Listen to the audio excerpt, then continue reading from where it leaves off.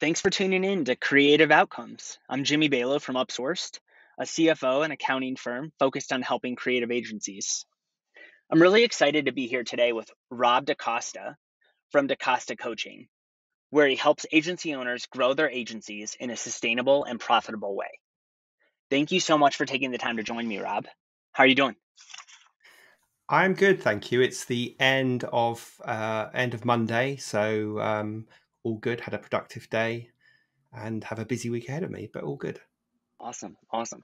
Well, I'd love to just learn a little bit about your background and just kind of like I think that one of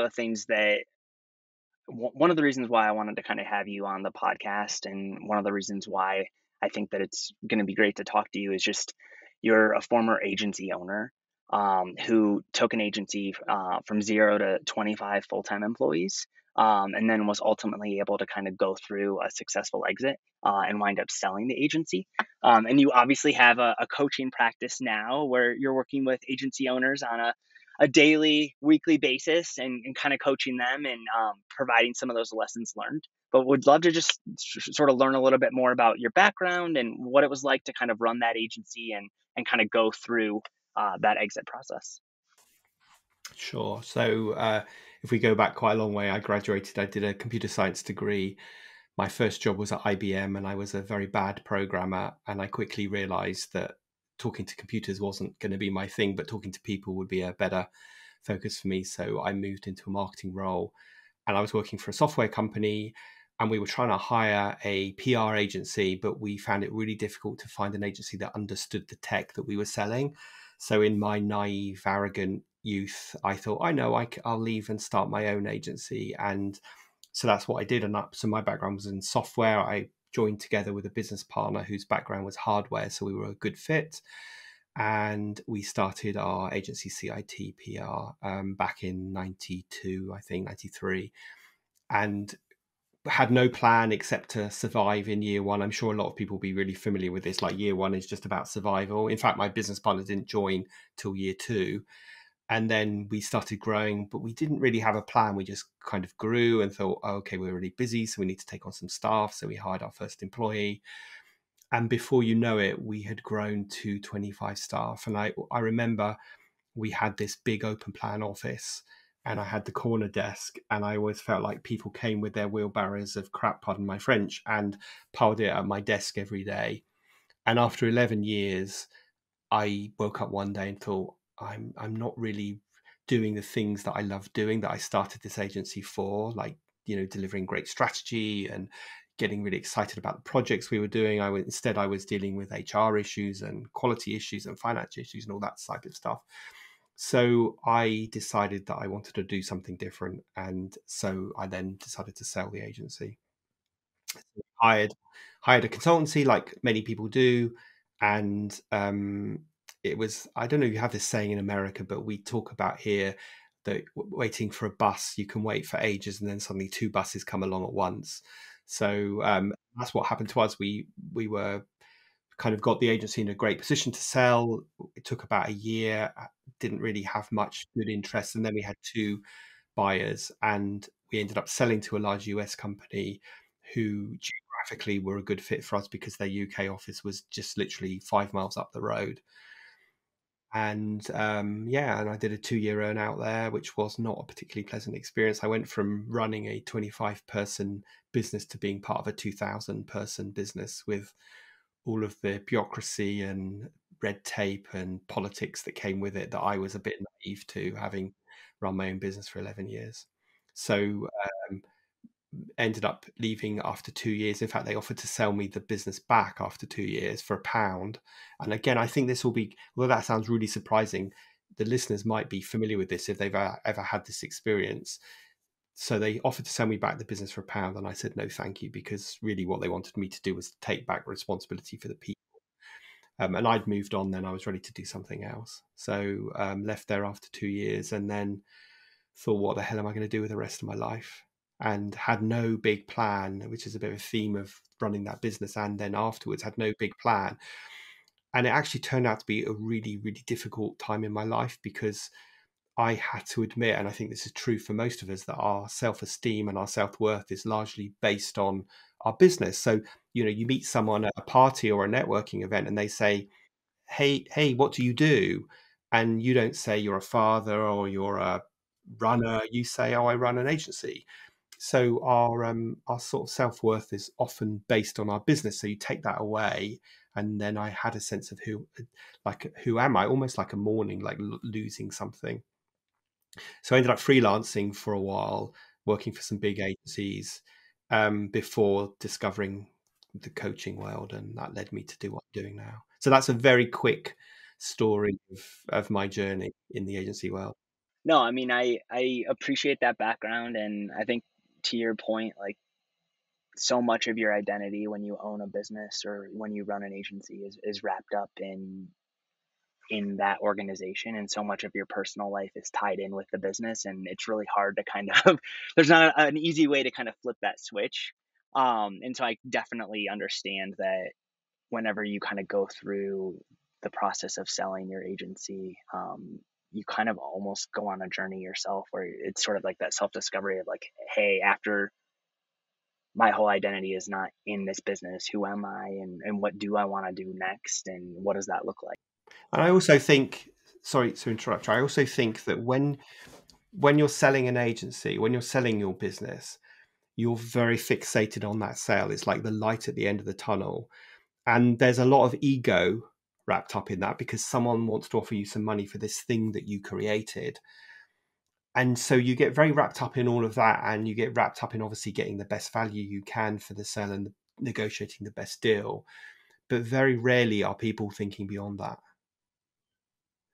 And if I could give everybody one piece of advice, if everybody does plan to sell their agency, the best piece of advice I can give, and I give to people now that I work with who ultimately want to sell their business, is two things really. Number one is make sure you know what you're going to do next. So have a succession plan for yourself, which is incorporating your personal life as well as your business life. That has to be part of that journey. And the second thing I would say is to think really carefully, do you really want to sell the business? Or do you actually want to extricate yourself from the business? Because one thing I've learned is that succession planning means many things, not just necessarily selling your business. When I sold my business, for me, I felt like there were no other options besides doing what I was doing and getting on with it, or selling the business. And so I just had to sell the agency. But now I'm much grayer and older and smarter and wiser. I know that there are other options as well. And so when someone comes to me and they say, "Hey Rob, we need some help to get our agency in good shape so we can sell it," I'll start with them saying, "Why is it you want to sell the business?" Now, sometimes they have good reason, like they want to retire, and so that planning looks like that makes sense. But often they have no good reason except they believe that the natural journey is to build their agency to a certain size and then sell it and then start again. And that may be the case, but it often isn't the case. And so when we explore some of those other options, they sort of go, okay, well, actually, what I really want to do is not sell, but build my business so that some other people can run it and I have the freedom to go and do other things. Yeah, no, I think that makes a lot of sense. I think backing up like for a second, I think one question that I had was like, obviously you said you had a business partner in the agency. Were you both at a stage in your life and at a point where you both wanted to sell, or like how did that conversation go between you two? Or like was it mostly you kind of driving that and saying like, hey, I'm at a point where I want to do something else and I would love to kind of look for a potential exit? How did that go? Yeah, so that's a really good question, and we were really fortunate that we got on very well, and we were on the same page about where we were at. I was the majority shareholder in the business, but we needed to be in agreement that we wanted to sell. He had some other plans because he wanted to move from the UK to Spain, which he now lives in Spain, and he's managed to do that.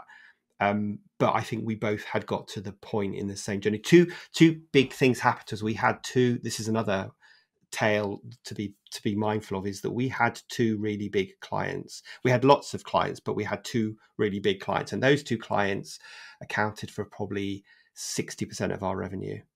And almost at the same time, we lost both of those clients. Now, we lost one of them because they got acquired by IBM, and the other one we lost because they got acquired by Adobe. So one of them was Macromedia, the people, if you remember that far back, they created Flash and all that stuff way back in the day. Well, we were their PR agency for a long time, and then they got acquired by Adobe. And of course, when you're acquired by IBM or Adobe, the chances of the incumbent agency retaining the business are pretty slight. So we ended up losing 2 clients, and it felt hard work, like trying to, replace that revenue. So that was part of what happened in that year that led us up to decide to sell. But we were lucky that we were both on the same page. He already had some aspirations of what he wanted to do, because like I say, he wanted to spend more time in Spain, whereas I wasn't really sure what I wanted to do, but we were both in agreement. And when we made the sale, he was more unhappy than I was, and he ended up leaving the company that bought us after 1 year, which kind of made it a bit difficult for me. But it was, that was fine, and we're still friends now. So all these years later. Yeah. And how was the like how did the transition go for your team? Like obviously like you went through this, you're at the stage where it's like, hey, this is actually going to happen. Were you kind of bringing your team along for the journey as it was sort of unfolding, or did you wait until like the actual deal went through to tell them, or what did that look like? Another good question. I would definitely wait till the deal is done before you tell your team, because the full picture, and you're the entrepreneur that understands all of this, but your team will fill in the blanks and make the wrong assumptions. So I would definitely say to people, make sure that the ink is on the dotted line before you tell your team. But I mean, we took the whole team with us, but a lot of the team, by the time I got to the end of my 2 years, of 25 people, there were probably only about 12 of them left. So a lot of the others had gone on to do their own things. So, move jobs, partly maybe because they didn't want to work for a big business, and they'd found themselves suddenly working for a big business. And so, but the mistake that we made, I mean, we made many mistakes, but the mistake we made, I think, and again, a good piece of advice, is you've got to make sure that there is a really good cultural fit when you're selling your business. Don't just look for one that might be a good fit in terms of what they do and what you do and who their audiences are, and geographically a good fit like it was in our case, but it wasn't a good cultural fit. And you need to I didn't know any of this then, but you need to make sure there is a really good cultural fit as well. Otherwise, it's going to be hard for everybody. And in a way, that's why at the end of 2 years, they offered to sell me the business back for £1, because it wasn't a great fit and it hadn't delivered on its promise. The whole definitely wasn't greater than some of the parts.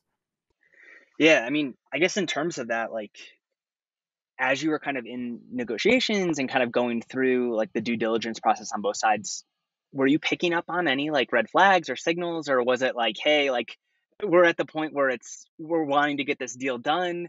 Was there anything that from your like, were there any gut instincts, or was there anything from your end that you were just kind of noticing initially? Oh, I mean, I'm ashamed to admit this, because when you say it like that, there obviously was. But the issue really, we didn't do our due diligence well enough. We were being courted by one person, by the managing director of the UK office. So we spent a lot of time with him. We were also close to signing a deal with someone else. So we had to expedite the process. So the due diligence was really fast and done from their end, but probably not from our end. We met some of the other senior partners who we would be kind of equals to, but yeah, we didn't do enough due diligence. I think if we had, we would have realized it wasn't a great fit. But again, you get seduced by the thought that someone wants to buy your business, and ultimately you get seduced by the numbers, the promise of the numbers that you're going to be offered. And so yeah, again, I would, what you just said, I would advise anybody to do, but if I'm honest, we didn't do it well enough. No, I totally understand that, and I think that a lot of times, I mean, you hear this from just talking to entrepreneurs that have sold their business, but you kind of, it almost takes on a life of its own, where it's like, hey, you have the job of running the company, but then you also have another job when you kind of go through the process of selling your company. And you hear people say like, hey, like I kind of took my eye off the ball as I was kind of going through that sales process, and as a result X, Y, and Z happened, or sales declined. And so I think that it's one of those things where you sort of have tunnel vision and you're so focused on making sure that you're communicating and that you're getting the paperwork done and that things are actually progressing and that you're building that momentum, that I think that it's really easy for other things to kind of slip through the cracks. So, Yeah, and also in our case, they didn't want the brand; they wanted the technical skills. So basically, this company didn't really have a strong marketing arm to their business. So that's what they wanted us for. So they killed the brand immediately and absorbed the people. So and then I took on a completely new job. I became the head of their new product development. So which was really silly because obviously I was quite excited by the new role, but it meant it limited my impact. It hit the financial numbers that we were targeted with hitting. So anyway, lots of learnings that I'm able to take forward and use with clients that I'm talking to now who want to sell their business. so I guess fast forwarding. So, like, after you sold the agency, went through the process of kind of figuring out what you wanted to do next, did you know that you always kind of like has this passion to kind of like work in the agency space, work with agency owners always been there? Or like what kind of led you to like, hey, I think the next path for me and like the next stage in my journey is going to be to become a coach, to become a consultant, to kind of pass on some of these lessons learned? Yeah, I mean, for me, two different people said to me, Rob, you would be a really good coach. And when I looked at what I valued most about running my own agency and having hundreds of staff come through our agency, as at the beginning of their career and then move on to do other greater things, I realized that like helping people was something that I was passionate about. And I have a hobby where it's working like I do some charity work, working with young people. And again, when I looked at that, it's like, what is it I get out of that? And it's like helping people. So that was a big light bulb moment for me. And it wasn't clear when I was selling the agency or even for the 2 years after the sale where I was freelancing and earning lots of money, but being very unhappy, that I then had these two very different parts of my life say, hey, Rob, you'd be good at coaching. And that lit the fire. And then I went back and did some coaching qualifications and then started this business. So, and, I've never looked back since. And I always say in the past 17 years, I've been much happier doing this, even though I don't make as much money as I did when my agency was running really well. I'm much happier doing what I do. And, that it's not all about money, it's about happiness. So, yeah, so I didn't have a big game plan. I like I said, I would tell anybody now, part of your succession plan of wanting to sell or exit your agency has to be, what are you going to do next and how does that fit in your life plan? And don't think you need to sell before you think about that, because otherwise you'll have a tough time. Hmm. And I guess in terms of the coaching practice, like what type of agencies are you mostly working with, like in terms of like headcount or revenue, or what does that look like right now? Yeah, well, if I could just tell you a bit about that story, because this is a story of niching success, or niching success, as you guys would say.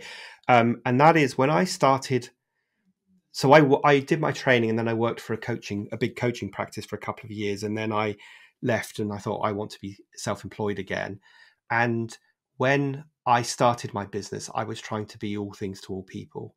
So in theory, I could go and coach a big bank one day and then a small startup business the next. But the reality was that I didn't really have the credibility and the case studies and the testimonials to say, I can work with you, big bank. And if I told the small startup that one of my clients was a big bank, then they would think, well, how can you help me? Because that's so far removed from what I need. So I was fairly unsuccessful in the first 18 months of running my coaching business. I got by, but I wasn't really kind of growing it. And then I thought, okay, I need to specialize. And so it was very easy for me to work out my specialism or my niche because of my background in marketing agencies. I was still passionate about that field. And so I said, okay, I'm going to focus on working with marketing agencies. And actually, I want to focus on working with the owners of those agencies who still have that whole entrepreneurial flair. And so now I typically work with agencies between 1 and 25 staff. I'm typically working with the owner and then maybe helping them bring in that second tier of management team and working with the management team to align them and get them focused. And that's where I feel like I can make the biggest impact, because they can make decisions very quickly, and we can have an impact very quickly. So that's kind of who I work with now. And my story of being a generalist and then being niche is a good story for anybody, really, because you run this belief that if I niche down, I'm going to lose all these opportunities. But then you also have to ask yourself, how many of these supposed opportunities are you actually winning? And I think at the moment, when we're recording this and things are quite tough in the world, it can be very easy for an agency to think the solution to winning more business is to be more generalist, to try and attract a wider audience. And I'd actually argue the opposite is true, that the more specialist you become, the easier it is to win business. So so I'm working with agencies between 1 and 25 staff now who want to grow their business in a profitable, sustainable, and enjoyable way. Yeah. No, I 100% agree with you. I think our firm has been around for 10 plus years, and when we were first starting out, we were mostly working with small businesses in the Columbus area because that's where we were headquartered and originally founded.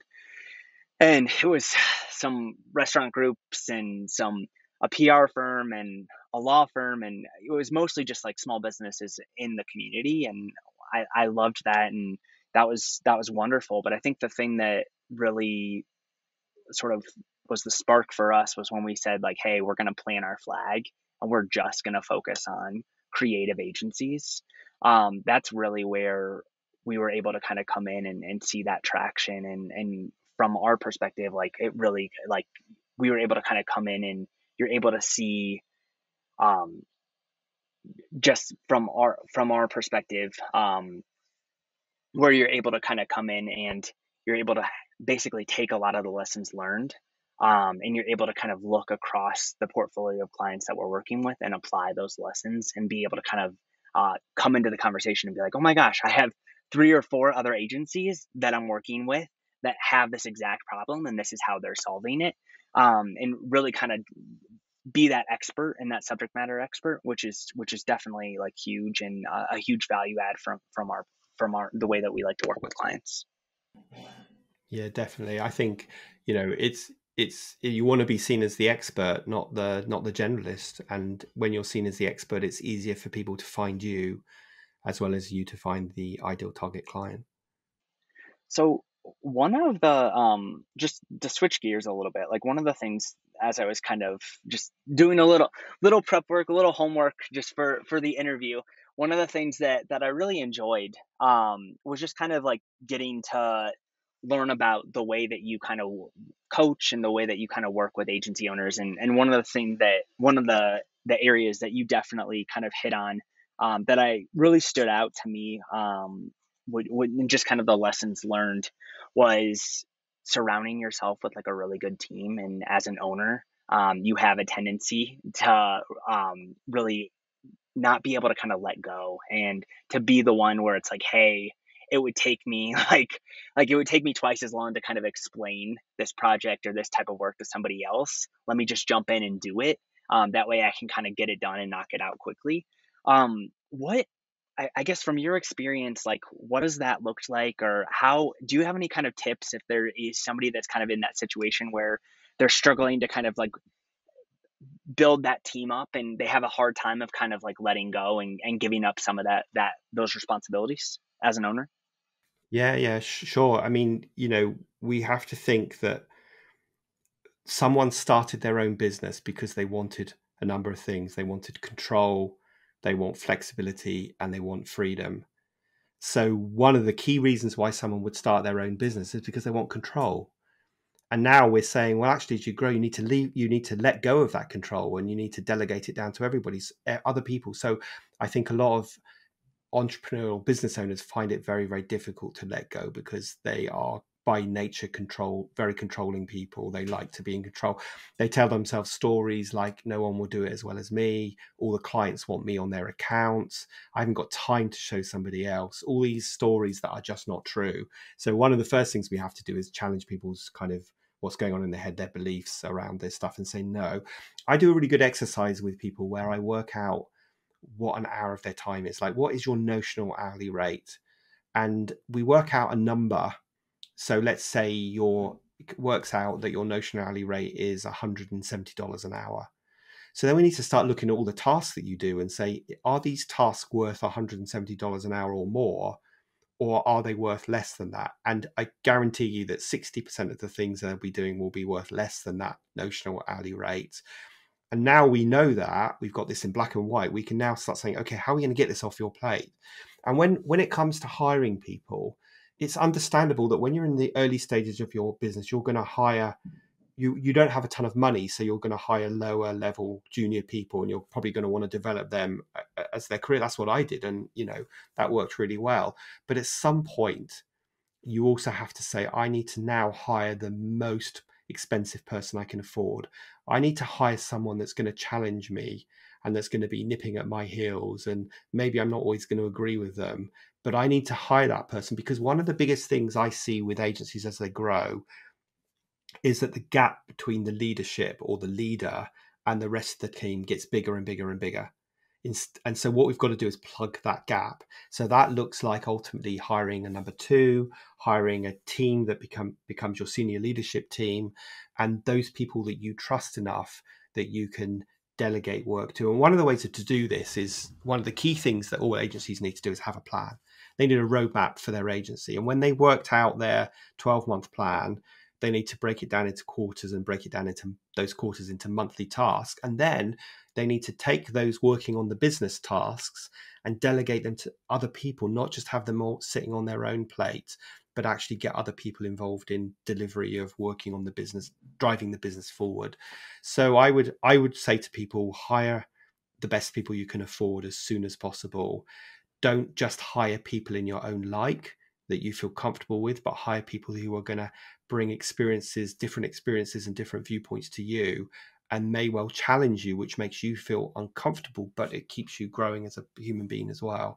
And ultimately, it means that you can get work off your plate to focus on those high value tasks that only you can do. And when you think about it, what are the tasks that the agency owner, only the agency owner can do?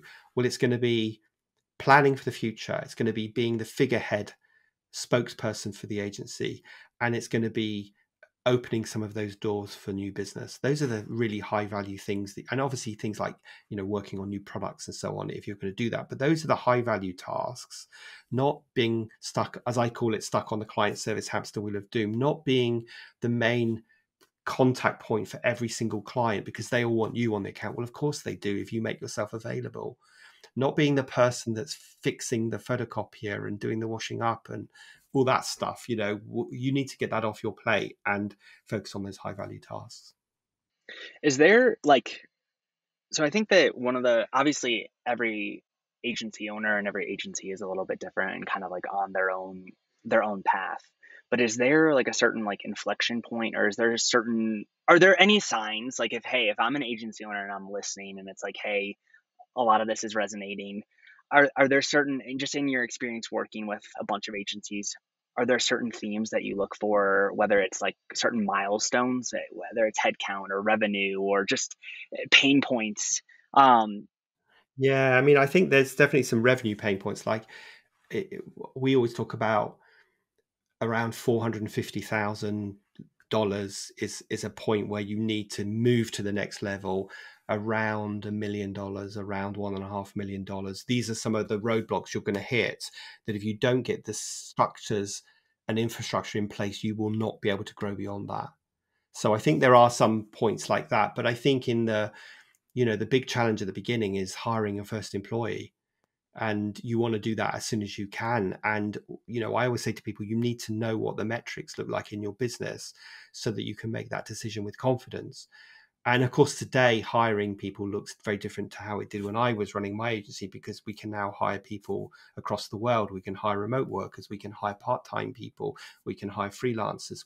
There's many ways of solving the capacity problem. But I would say to people, have a plan and hire the first person as soon as you can. And that first person needs to give you more capacity. So they need to be a deliverer. So they need to be an account exec or an account manager that can actually deliver work, so that you're increasing the size of your capacity in your business. Hmm. Yeah. No, I think that that's a really good point, and that's something just in terms of like the metrics and the KPIs, something that we really work with our agencies on, especially like early on at these beginning inflection points, is rather than create a dashboard with like 15 or 20 KPIs, like let's just kind of narrow the focus and let's just create like two or three that you should be focused on and that you really kind of need to track month over month. And then once we have a really good handle on those, then we can expand. But it's going to just be a distraction if you're kind of like starting with 15 or 20 and not necessarily being able to sort of hone in on that focus. So, No, I was just going to say I'm a believer in keeping it simple. So I totally would endorse what you just said. um, another, I guess, point that I'd love to kind of just learn and just kind of understand one of the another lesson just from the book that I was curious about is, as you said, like, hey, like it matters, and something that you really kind of like preach is just like, hey, how do you build a loyal team? And when you kind of build that loyal team, it allows for you to kind of create like a sustainable business long term, whether it's in house or whether it's virtual. Like, what have you seen, or like what experience do you have there? Do you have any kind of like best practices or tips you can kind of provide? In terms of building a loyal team, you mean? Yeah. Um, I think the most important thing is to have, for you and for them to have clarity on what their role is and what good looks like in their role, for you to give them as much responsibility as they can cope with, for you to be a really great communicator, for you to realize that investing time in managing your team is time very well spent, not time wasted. Because at the end of the day, if you're thinking, well, I can either help Fred do this task, or I've got this client shouting and I better go and deal with the client, then we don't manage our team effectively. I think becoming someone that is really good at communicating, is really good at listening, and is really good at giving feedback is crucial. And again, all of these skills are not necessarily ones that the entrepreneurial founder will have, because they will just kind of think, well, I know how to do it, so why don't you know how to do it? But that's not a good way of doing it. So investing time in, and one of my favorite expressions is slow down to speed up. So slow down, invest time in your team, make sure that you're communicating, make sure you're delegating effectively, make sure you're recognizing and rewarding people. Those things all collectively mean that you can build a loyal team. And I think the crucial thing is to pass as much responsibility onto other people. Because one question I get asked quite a lot is, how much information should I share with my team? But if you don't share how the business is performing, if you don't share the aspirations that you have for your agency in the future, then you're not taking everybody on the same journey as you. And I always liken it to a car journey. If we were planning a car journey, and in my head, I wanted to go to LA, but in someone else's head, they want to go to the south of France, and someone else wants to go to Scotland, we all just say go because we don't have a plan. Imagine what chaos that's going to look like. Whereas if we sat down and said, okay, we all agree we want to go to LA. This is why we want to get there, because it's going to be really exciting when we get there. And this is how we're going to get there. Now everyone's excited to go along on that journey with you. And that's a crucial part of building an agency. And I think then you can start to genuinely delegate bigger parts of the running of the agency to other people and trust that they will care about it as much as you do. Yeah.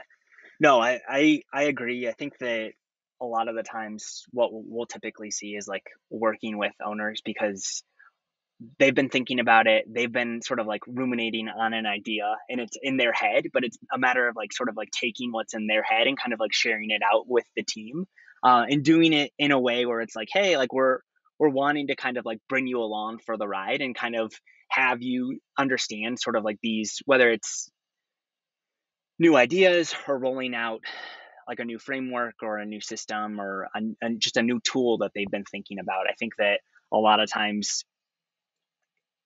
an agency owner or the owner of a business will have these ideas, and it's just a matter of kind of bringing the team along for the journey and making sure that they feel bought in and invested and they understand what's happening. And it's not just like, oh, this. How yeah, how many how many people believe that telepathy exists? I'm saying this rather sort of tongue in cheek, but they know what they want to do in their head. They don't explain it very well, and then they get frustrated when other people don't deliver it. So let me tell you a quick story. Years and years ago, I was working with a London-based PR agency who had 20, 30 staff, and the owner of the business was doing his annual State of the Nation, sharing with everyone the vision for the following year. And he'd asked me to sit in the audience so I could give him some feedback. And I noticed people in the audience falling asleep, getting more and more disengaged. And he was getting more frustrated because he could tell they weren't excited. So afterwards, I said to him, the problem is that you just weren't taking your audience with you. The people in the audience were sitting there thinking, well, this sounds like a lot of hard work, or I'm already really busy. How on earth am I going to cope with this? Or what more are you going to pay me if I'm going to take on all this extra responsibility? So he just didn't take them along with him.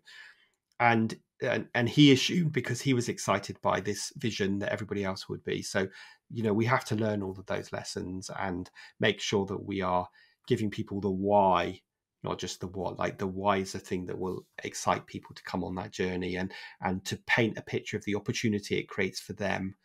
And if we grow, that you get more opportunities, we can invest in the business, we can invest in you, and all of those things, which this chap didn't articulate well at all, and then was very frustrated that people were not excited by his vision. Yeah. Yeah. No, I think that it's definitely something to be aware of, and a good lesson learned. Um, I know obviously want to be respectful of your time, and I know just a couple more questions from our end.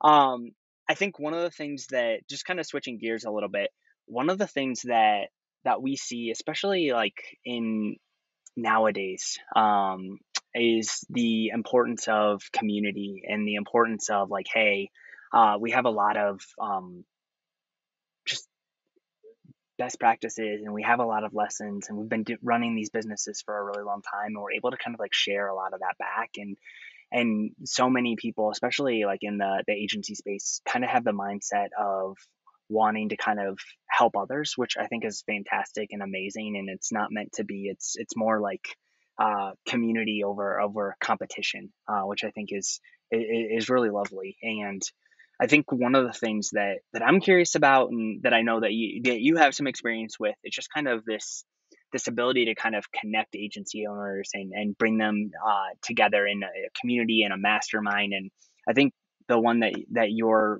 running is called the implementation group. And I was just curious about like your experience with that, and how that has been, and just kind of how that has helped you personally, and just kind of like what that experience has been like so far.